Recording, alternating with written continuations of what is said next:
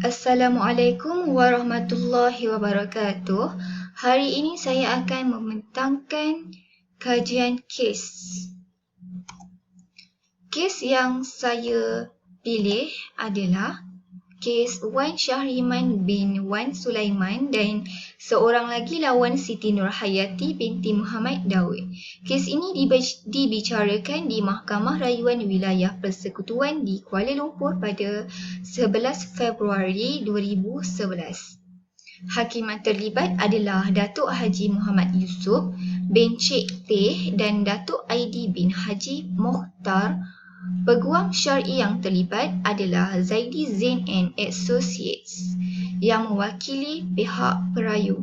Seterusnya, bagi pihak responden diwakili oleh Tetuan Kamar Ainiyah, Razif dan Zashidi. Fakta kes. Perayu 1 dan perayu 2 atau juga dikenali sebagai perayu-perayu merupakan anak kandung kepada Allahyarham Tan Sri Wan Sulaiman hasil daripada perkahwinan bekas isterinya iaitu Zaitun binti Muhammad Din. Responden adalah isteri Allahyarham dan juga ibu tiri kepada perayu. Pada 17 hari bulan 4 2008, nama Allahyarham telah tersenarai di dalam senarai 6 orang hakim yang layak menerima wang ex gratia yang berjumlah RM2 juta. Responden menjadi wakil bagi pihak suaminya semasa pemberian wang ex gratia tersebut pada 5 hari bulan 6 2008. Amaun pemberian wang ex gratia telah dirahsiakan pada peringkat awal oleh responden. Perayu tidak mendapat makluman daripada responden mengenai pemberian wang ex gratia oleh pihak kerajaan kerana responden mendakwa bahawa pemberian wang tersebut adalah pemberian kerajaan kepadanya. Perayu tidak berpuas hati dengan dakwaan tersebut kerana berpendirian bahawa pemberian wang tersebut adalah harta pusaka Allahyarham. Responden menawarkan RM200,000 daripada bahagian wang ex gratia kepada perayu, tetapi perayu tidak bersetuju kerana jumlah yang ditawarkan adalah kurang dari yang sepatutnya jika mengikut kaedah faraid. Perayu meminta Amanah Raya Berhad menguruskan wang ex gratia tetapi permintaannya ditolak. Perayu telah memfailkan kes ke Mahkamah Tinggi Syariah Wilayah Persekutuan yang mempunyai kandungan yang difailkan sama secara berasingan. Perayu meminta supaya pihak mahkamah memutuskan wang tersebut adalah harta pusaka Allahyarham dan dibahagikan mengikut kaedah faraid.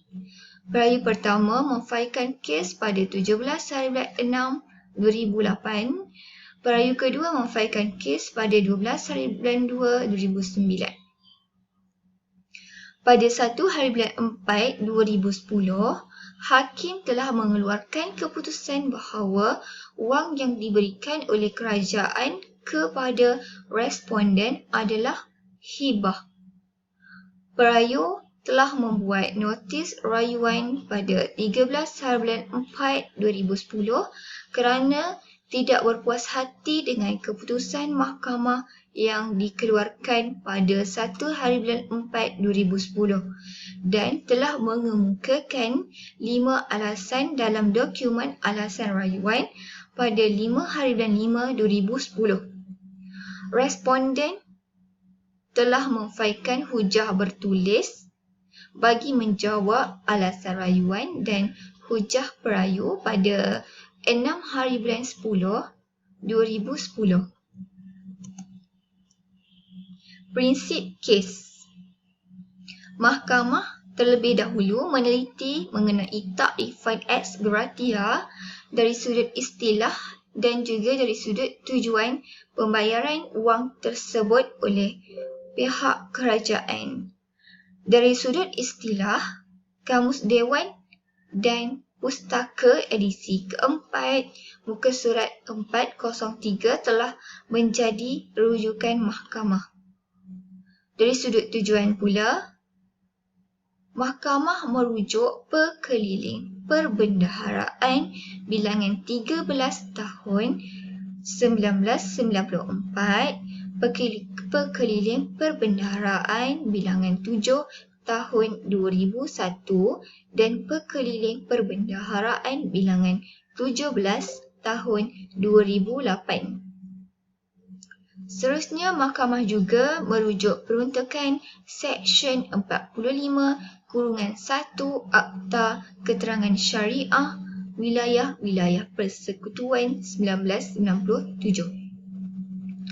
Pernyataan di atas secara jelas memberi panduan kepada mahkamah untuk mengetahui tentang tujuan sebenar pihak kerajaan memberi wang ex gratia kepada Allahyarham. Seterusnya, mahkamah juga merujuk rekod rayuan muka surat 218 kenyataan The Malaysian Bar. Peruntukan Seksyen 45/1 Akta Keterangan Syariah Wilayah-Wilayah Persekutuan 1997 juga menjadi rujukan pihak mahkamah. Seterusnya, Kitab Turuq Al-Hukumiyah tulisan Ibnu Al-Qayyim halaman 535 hingga 537. Mahkamah juga merujuk penulisan Dr. Muhammad Al-Zuhaili dalam kitab Al-Mu'tamad fil Fiqh Asy-Syafi'i Juzuk 3 Darul Qalam Damsyik. Seterusnya, mahkamah merujuk kitab Mughni Muhtaj jilid 3 halaman 487 hingga 488. Fatwa Syekh Hassan Muhammad Makhluf, mantan mufti Mesir, juga menjadi rujukan pihak mahkamah. Dipetik dari kitab Fatwa Asy-Syariah.